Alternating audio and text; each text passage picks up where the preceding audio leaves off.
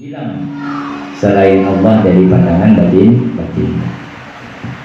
Nah, fa in lam takun tara, kata Rasulullah, jika engkau tidak dapat menyaksikan Allah di dalam batinmu, dengan makna engkau tidak dapat menghilangkan wujud selain Allah dari pandangan batinmu, tidak dapat. Jadi hatimu masih ingat kepada selain Allah, hatimu masih ingat kepada keluargamu, hatimu masih ingat kepada istri dan anakmu, masih teringat harta-hartamu, masih terlihat ilmu, masih terlihat amal ibadah yang kamu lakukan, masih terlihat wujud dirimu di dalam hatimu. Apabila engkau beribadah kepada Allah dan engkau tidak dapat menyaksikan Allah, dengan mana engkau tidak dapat menghilangkan wujud yang lain dari hatimu, fa innahu yara, maka paling minimal, kata Rasulullah, engkau harus dapat merasakan di dalam hatimu bahwa Tuhanmu senantiasa menyaksikan dirimu. Nah, itulah makna Qaumu ta'ala sami'an basiran. Qaumu ta'ala sami'an basiran, keadaan Allah maha mendengar, keadaan Allah maha melihat, adalah dua sifat yang tidak sampai pada derajat maujud bisa dilihat oleh mata, yang namun Qaumu ta'ala sami'an basiran adalah dua sifat yang bisa nyata di dalam hati, dua sifat yang bisa terasa di dalam hati. Bagi siapa? Bagi orang yang telah terbuka hijab di dalam batinnya, maka dia akan merasa di dalam hatinya bahwa Allah senantiasa menyaksikan dan mendengar apapun yang dia katakan. Terasa di dalam hati. Ya. Jadi itu namanya ihsan muraqabah. Jadi ihsan muraqabah itu, ihsan itu ada dua. Paling tinggi namanya ihsan musyahadah, di bawahnya disebut dengan ihsan muraqabah. Jadi ihsan muraqabah artinya perasaan di dalam hati bahwa kita sedang diawasi oleh Allah, perasaan di dalam hati bahwa kita sedang disaksikan oleh Allah Subhanahu wa ta'ala. Ini kapan baru timbul perasaan itu di dalam hati? Apabila hati kita sudah hadir bersama Allah Ta'ala, apabila hati kita sudah menghadap kepada Allah Ta'ala. Hati menghadap kepada Allah dengan makna ingatan kita hanya kepada Allah, keinginan hati kita hanya kepada Allah. Apabila kita dapat menghadapkan hati kita kepada Allah, artinya ingatan kemauan kita hadapkan hanya kepada Allah, barulah pada waktu itu kita dapat merasakan keadaan Allah yang maha mendengar, keadaan Allah yang maha melihat. Artinya terasa di dalam hati kita bahwa kita sedang diawasi oleh Allah Ta'ala. Nah, jalan untuk mendapatkan perasaan itu, jalannya adalah thariqah. Jadi orang yang tidak berthariqah, imannya hanya sampai pada ilmu pengetahuan, tetapi tidak ada rasa di dalam hati. Orang yang tidak berthariqah, imannya tidak dapat menyelamatkan dirinya. Bagaimana dia dapat menyelamatkan orang lain? Ya, tidak ada rasa di dalam hatinya bahwa dia sedang diawasi oleh Allah. Bagaimana dia selamatkan orang, dirinya sendiri tidak bisa diselamatkan. Kita dapat memelihara diri kita, dapat memelihara tubuh kita dari berbuat maksiat, memelihara hati kita dari menginginkan maksiat, apabila ada perasaan diawasi oleh Allah. Kalau perasaan itu tidak ada di dalam hati kita, sungguh mudah bagi kita untuk jatuh di dalam maksiat. Ya. Makanya perlu tidak menghadapkan batin kita kepada Allah. Perlu. Wajib tidak kita berthariqah. Wajib. Nah, jadi orang yang tidak berthariqah, maka dia tidak bisa merasakan Allah Subhanahu wa ta'ala di dalam hatinya. bertuhan tetapi tidak merasa bertuhan. Ya, di dalam ilmunya dia bertuhan, tetapi di dalam hatinya dia merasa tidak bertuhan. Ya, jadi orang yang tidak merasa bertuhan, orang yang tidak merasa bertuhan, ketika dia mati, maka Tuhan pun tidak akan merasa dia sebagai hamba-hambanya. Ya, ya Bapak ya. Sifat yang ke-20 yang wajib bagi Allah Ta'ala, kaunuhu mutakalliman. Keadaan Allah yang maha berbicara. Jadi Allah berkeadaan berbicara. Keadaan Allah yang berbicara ini adalah satu sifat yang merupakan kelaziman bagi kalam. Dulu kita sudah belajar ada sifat pada Allah Ta'ala namanya kalam. Kalam itu artinya apa? Berbicara. Maka karena Allah bersifat dengan kalam, otomatis Allah Ta'ala berkeadaan dengan berbicara. Ada sifat bicara pada Allah, berarti Allah berkeadaan berbicara. Maka kaum mutakalliman, berkeadaan berbicara, ini adalah kelaziman daripada sifat kalam pada Allah Ta'ala. Dan dia lazim bagi sifat kalam, tetapi dia juga berbeda dengan sifat kalam. Bedanya bagaimana? Sama seperti yang lain. Bedanya kalau kalam itu sifat yang dimiliki oleh Allah Subhanahu wa Ta'ala. Ketika dibukakan hijab, maka kita dapat menyaksikan sifat itu pada Allah Ta'ala. Sementara kaunuhu mutakalliman ada pada Allah Ta'ala, tetapi jika dibukakan hijab kita tidak dapat menyaksikan keadaan tersebut ada pada Allah Ta'ala. Jadi keadaan Allah yang maha berbicara, keadaan Allah yang maha berbicara itu adalah sifatnya Allah Ta'ala, tetapi tidak dapat dilihat oleh mata, yang namun sekalipun tidak dapat dilihat oleh mata, dapat dirasakan di dalam hati. Dapat dirasakan di dalam hati. Artinya apa? Artinya setelah kita menghadirkan hati kita kepada Allah Subhanahu wa Ta'ala, kapan kita menghadirkan hati kita kepada Allah? Di dalam ajaran tasawuf Abuya menjelaskan. Jadi perjalanan orang yang bertasawuf itu pertama-tama adalah tazkiyatun nufus. Pertama-tama setelah dia menuntut ilmu, kemudian dia patuh kepada Allah Ta'ala. Setelah dia menuntut ilmu, setelah dia belajar dan dia beribadah kepada Allah Ta'ala, apalagi yang harus dia lakukan? Yang dia lakukan adalah tazkiyatun nufus. Dia harus dapat membersihkan sifat-sifat nafsu yang jelek. Dan sehingga kata Abuya, orang yang bertoriko itu dia butuh ilmu syariat. Orang yang bertoriko itu butuh amal. Nah, jadi kita bertoriko bukan berarti lantas kita meninggalkan belajar, kita meninggalkan ibadah. Oh enggak. Kita yang bertoriko, apabila ilmu kita masih kurang, maka wajib kita belajar. Kita yang bertoriko, apabila amal kita kurang, maka kita wajib bersungguh-sungguh untuk beramal. Setelah kita memiliki ilmu dan kita patuh kepada Allah, maka apalagi yang kita lakukan? Tazkiyatun nufus. Kita wajib membersihkan hati kita dari sifat-sifat nafsu yang tercela. Itu dibersihkan. Dan seperti kata Abuya, nafsu itu ada 7 kata para ulama. Ada namanya nafsu amarah. Lalu ada namanya nafsu lawwamah. Ada namanya nafsu mulhamah. Ada namanya nafsu mutmainnah. Ada namanya nafsu radiyah. Ada namanya nafsu mardiyah. Ada namanya nafsu kamilah.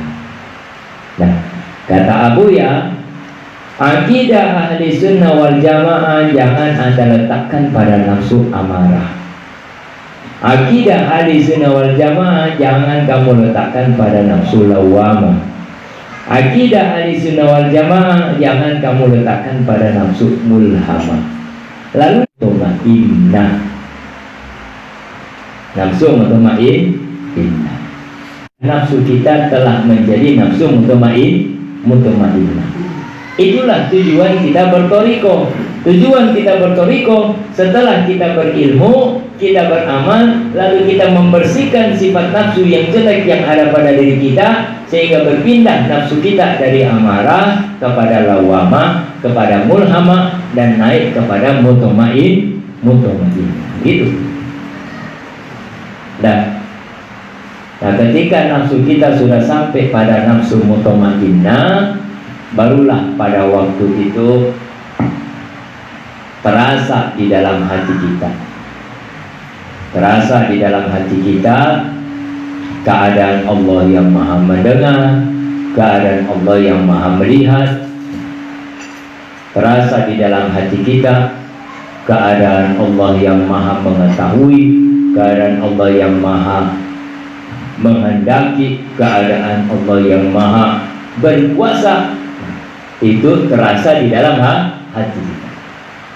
Ya, ketika nafsu kita sudah sampai pada nafsu mutmainnah, baru semuanya itu terasa. Jadi kalau nafsu kita nafsu amarah, nggak nyata. Jadi keadaan Allah, mulai dari keadaan Allah maha melihat, keadaan Allah maha mendengar, keadaan Allah maha hidup, keadaan Allah maha mengetahui, keadaan Allah maha menghendaki, keadaan Allah maha kuasa. Nah, itu nggak bakalan terasa di dalam hati apabila nafsu kita nafsu amarah. Nggak bakalan terasa di dalam hati apabila nafsu kita nafsu lawamah. Nggak bakalan terasa di dalam hati apabila nafsu kita masih nafsu mulhamah. Dan maka nafsu kita harus sampai pada nafsu mutmainnah. Dan maka untuk sampai kepada nafsu mutmainnah, apa yang kita butuhkan? Kita butuhkan toriko. Maka yang kita butuhkan bukan semata-mata zikir, kita membutuhkan seorang mursyid. Mursyid yang kamil lagi mau kamil, yang tidak semata-mata memberikan ilmu, tidak semata-mata mengajarkan amal, tidak semata-mata mentazkiyahkan nufus, mendidik nafsu kita dari yang jelek kepada yang baik, tetapi taslik seorang guru yang bisa memperjalankan rohani kita sampai kepada alam arwah, sampai kepada nafsu mutmainnah. Jadi sekarang kita mendapatkan ada juga thariqah di mana-mana, tetapi mursyidnya hanya sampai membawa muridnya kepada tazkiyatun nufus. Ya, banyak thariqah di mana-mana, tetapi gurunya hanya bisa membimbing muridnya sampai di mana? Sampai kepada nafsu mulhamah.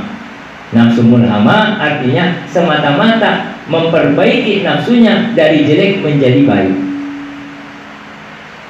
Dan tetapi belum dapat mentaslikkan murid itu sampai kepada alam arwah, atau belum dapat memindahkan nafsu muridnya sampai kepada nafsu mutmainnah. Agar untuk dapat berpindah dari nafsu mulhamah kepada mutmainnah, kita butuhkan seorang guru yang betul-betul kamil, betul-betul sempurna, yang bukan semata-mata memberikan ilmu kepada kita, yang bukan semata-mata mengajarkan cara beramal kepada kita, yang bukan semata-mata mentazkiyahkan nafsu kita, tetapi dapat mentaslikkan, memperjalankan rohani kita sampai kepada alam arwah, sehingga waktu itu nafsu kita menjadi nafsu mutmainnah. Dan itulah mursyid kita. Dan jadi kata Abu Ya, jangan kalian letakkan akidah ahlussunnah wal jamaah kalian pada nafsu amarah. Pandai bicara akidah, tetapi nafsunya nafsu amarah. Jangan kalian letakkan akidah ahlussunnah wal jamaah pada nafsu lawamah. Pandai bicara akidah, tetapi nafsunya nafsu lawamah. Jangan akidah Ahlussunnah wal Jamaah kalian letakkan pada nafsu mulhamah. Lalu di mana akidah Ahlussunnah wal Jamaah harus kalian letakkan pada nafsu mutmainnah. Artinya akidah itu harus nyata di dalam hati kami. Dan sehingga iman kita bukan semata-mata ilmu, bukan semata-mata cerita. Iman kita dapat meningkat dari iman ilmu menjadi iman ain, iman kenyataan nyata yang kita ketahui tentang akidah itu menjadi kenyataan di dalam batin. Nah, kata para ulama, iman ada iman ilmu, iman ain, iman hak, iman hakikat.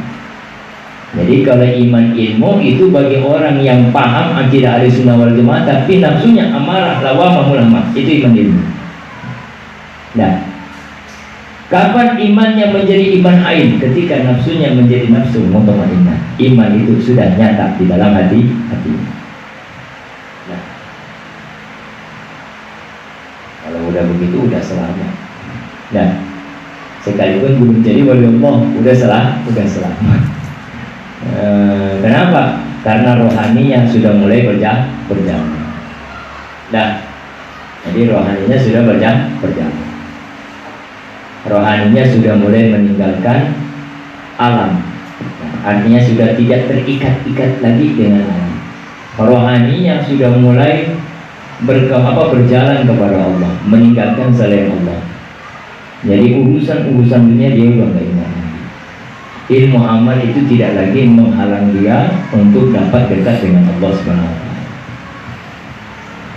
Itu nafsu mutmainnah. Jadi rohani dia tidak lagi terikat-ikat dengan selain Allah. Nah, mau badai, mau banjir, mau gempa, apa segala macam, rohani dia nggak pusing dengan itu, karena rohaninya sedang berjalan kepada Allah. Nah, ilmu amal apapun yang dia lakukan di mata manusia sangat luar biasa, tetapi orang yang rohaninya sedang berjalan kepada Allah, ilmu dan amal itu tidak menjadi tujuan, tidak menjadi pandangan di dalam hatinya, karena ruh dia sedang berjalan kepada Allah. Itu nafsu mutmainnah, berjalan rohaninya kembali kepada Allah. Ketika rohani itu ketika nafsu itu sampai pada nafsu mutmainnah, pada waktu itulah mulai terdengar panggilan-panggilan Allah, seruan-seruan Allah Ta'ala. Kaum ta'ala mutakalliman, keadaan Allah yang maha berbicara nyata di dalam hatinya, terdengar panggilan Allah. Nah, berjalan rohaninya datang kepada Allah Subhanahu wa Ta'ala. Jadi kalau nafsu kita hanya sampai pada amarah, mulhamah, lawamah, mulhamah, maka Allah yang berkeadaan dengan mutakalliman itu enggak terdengar kalamnya Allah di dalam hati. Padahal Allah selalu memanggil. Ya ayyatuhan nafsul mutmainnah, ya ayyatuhan nafsul mutmainnah, wahai nafsu yang tenang, wahai nafsu yang tenang. Berarti apa? Berarti Allah memanggil. Irji'i, datang kembali. Ila rabbiki, datang kepada Tuhan. Allah selalu memanggil. Tetapi karena nafsu kita amarah, nafsu kita lawamah, nafsu kita mulhamah, belum sampai kepada mutmainnah, panggilan Allah tidak terdengar di dalam hati. Nah, orang yang rohaninya tidak dapat mendengar panggilan Allah, maka yang terdengar panggilan siapa? Panggilan selain Allah. Nah, makanya kata Abu Ya, akidah jangan Anda letakkan pada amarah, lawamah, mulhamah. Akidah Ahlussunnah wal Jamaah harus sampai kepada nafsu mutmainnah. Untuk sampai kepada nafsu mutmainnah, Anda butuh thariqah. Dalam berthariqah Anda butuh mursyid yang kamil lagi mukamil, yang bisa menyampaikan nafsu Anda kepada mutmainnah, bukan semata-mata menyampaikan Anda pada nafsu mulhamah. Karena kalau cuma di nafsu mulhamah, panggilan Allah nggak terdengar. Dan biasanya orang yang mursyidnya hanya dapat mentazkiyahkan nafsu, orang yang mursyidnya hanya sampai di situ. Nah, Inilah yang biasanya orang bertoriko ujung-ujungnya kebal. Kenapa?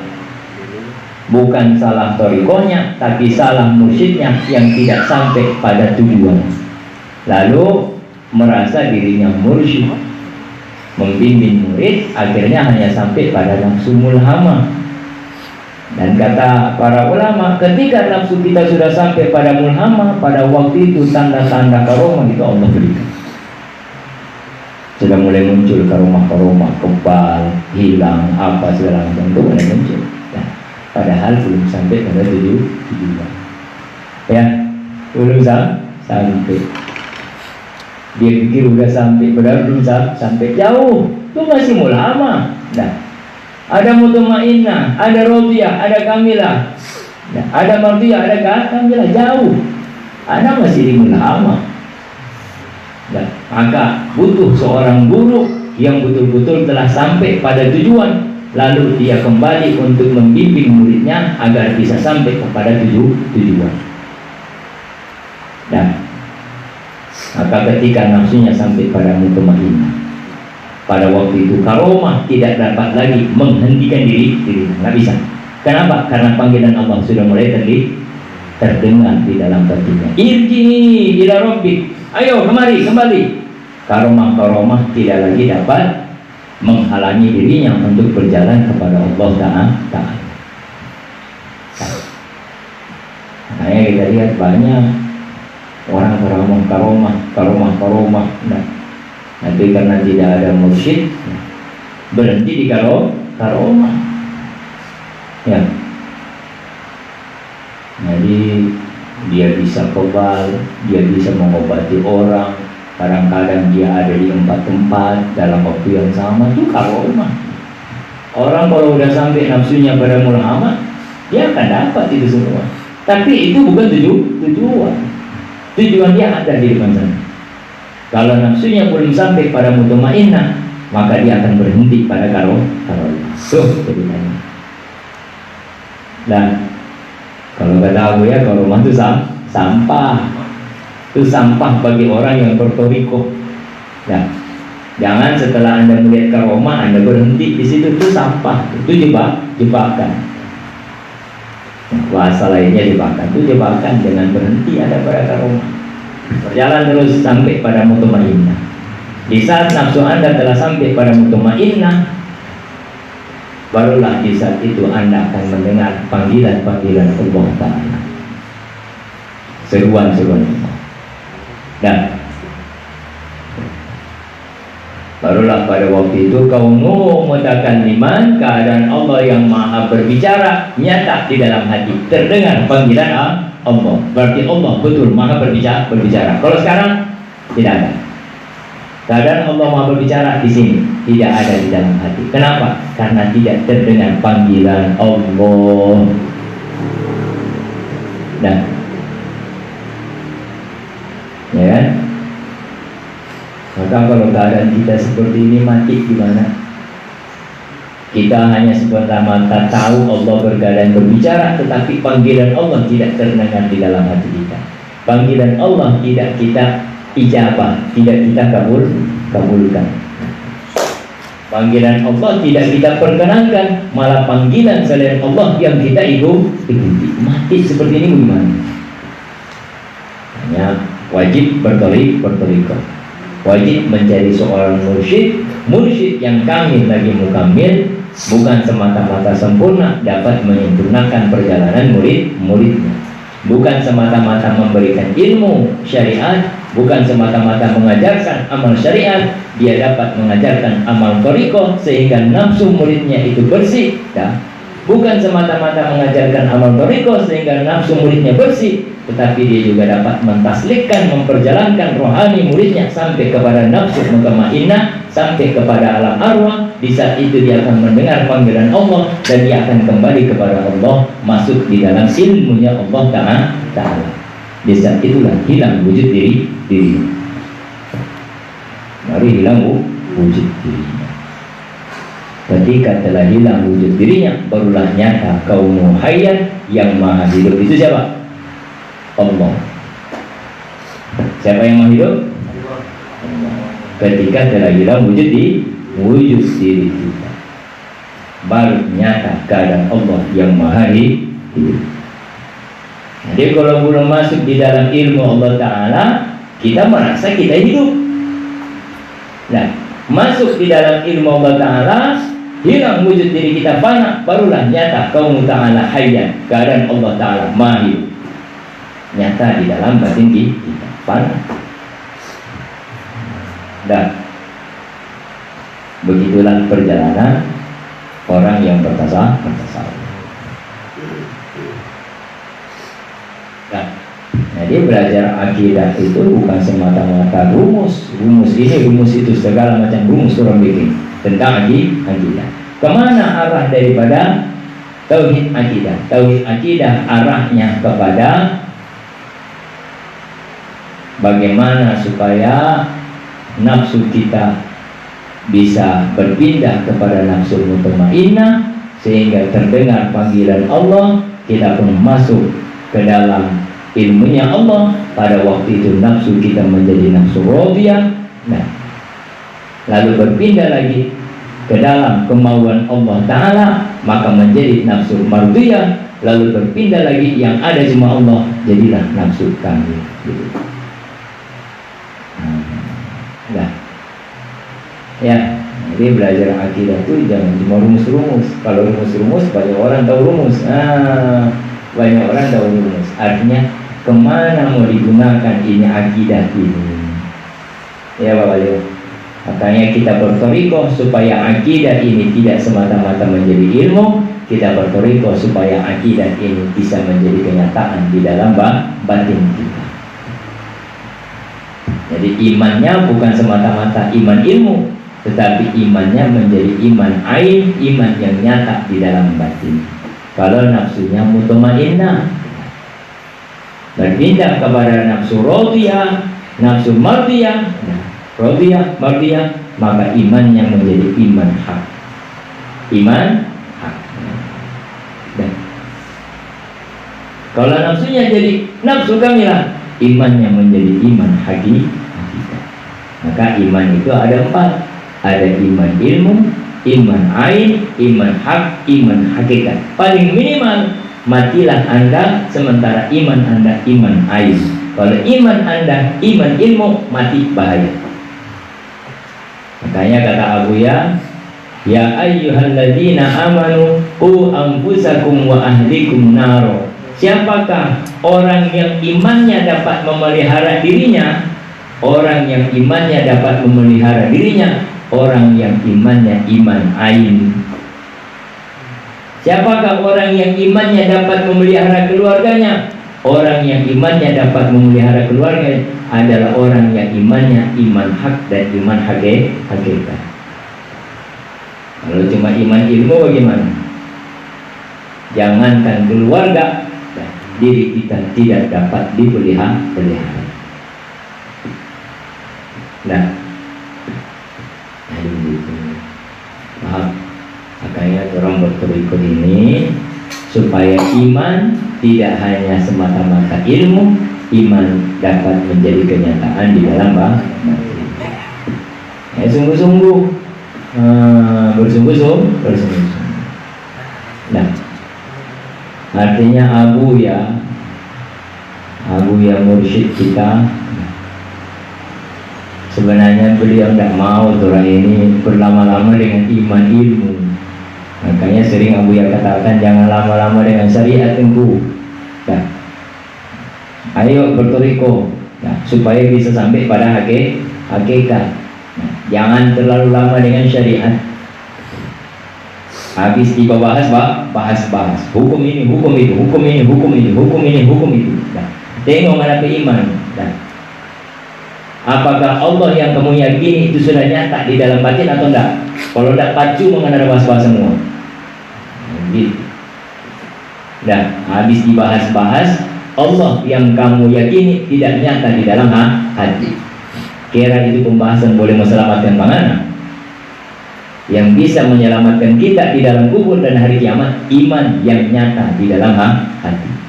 Nah, makanya sungguh-sungguh bertoriko. Orang sebertoriko Orang sudah apa Abuya, kalau orang tidak bersungguh-sungguh, takutnya iman itu cuma menjadi iman ilmu.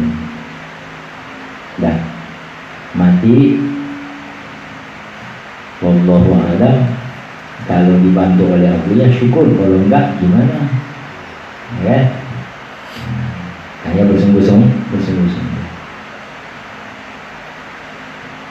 Allah mengutus Rasulullah, para aulia, supaya umat ini bisa kembali kepada Allah. Jangan merasa aman sebelum waktunya. Jangan mentang-mentang kita sudah bertoriko, berbaiat, sudah ada Abuya sebagai mursyid, kemudian nyantai-nyantai. Jangan. Allah mengutus para nabi, para rasul, para waliullah supaya kita mau kembali kepada Allah, bersungguh-sungguh dengan toriko, bersungguh-sungguh dengan Abuya. Insya Allah nafsu kita meningkat dari amarah menjadi lawama, menjadi mulhamah, menjadi mutmainnah, sehingga pada waktu iman itu iman kita pun akan berpindah dari iman ilmu kepada iman ain, atau istilahnya iman awam kepada iman khawas.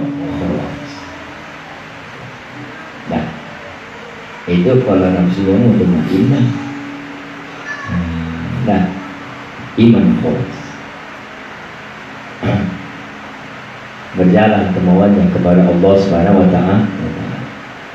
Setelah nafsunya menjadi nafsu mutmainnah, setelah nafsunya dididik, yang jelek hilang, tinggal yang baik-baik, maka pada waktu itu seorang mursyid yang kamil akan membimbing dia untuk berpindah kepada nafsu mutmainnah. Pada waktu itulah kemauannya akan berjalan kepada Allah Subhanahu wa ta'ala. Berjalan kemauannya. Nah, di saat nafsunya sampai pada nafsu mutmainnah, pada waktu itulah mata batinnya yang diistilahkan dengan basiro, mata batinnya terbuka dan dia akan menyaksikan kehebatan dan kasih sayang Allah. Waliman khofa maqama rabbi jannatan, kata Allah. Orang yang merasakan kehebatan Allah, orang yang merasakan kasih sayang Allah, maka Allah akan berikan dua surga. Apa dua surga? Surga dunia, surga akhirat. Surga dunia apa? Yaitu terlihat kehebatan dan kasih sayang Allah. Orang yang sudah merasakan kasih sayang Allah, maka dunia itu tidak ada arti bagi dirinya. Nah, jadi tidak ada pangkat, tidak ada harta, tidak masalah. Bahkan satu dunia benci kepada dirinya, tidak apa-apa. Kenapa? Karena Allah yang dia yakini sudah terasa kasih sayang Allah di dalam hati. Tidak perlu dari Jadi ketika terbuka hijab, terasa kehebatan kasih sayang Allah, barulah pada waktu itu rohaninya berjalan kepada Allah. Berjalan rohaninya kepada Allah. Nah, jadi artinya ini juga sebagai pelajaran bagi kita untuk mencari guru yang betul-betul kamil lagi mukamil. Kalau enggak, bertoriko itu cuma habis di rumah nanti, ya mbak ya. Habis di ilmu nanti. Ilmu laki-laki, sabar lah, pengasih lah, apa segala macam lah. Habis di ilmu laki-laki. Tidak sampai pada tujuan yang sebenarnya. Ya Bapak, bisa dipahami Bapak ini? Wallahu a'lam bishawab wa iyyakum bishawab. Pertanyaan dipersilakan.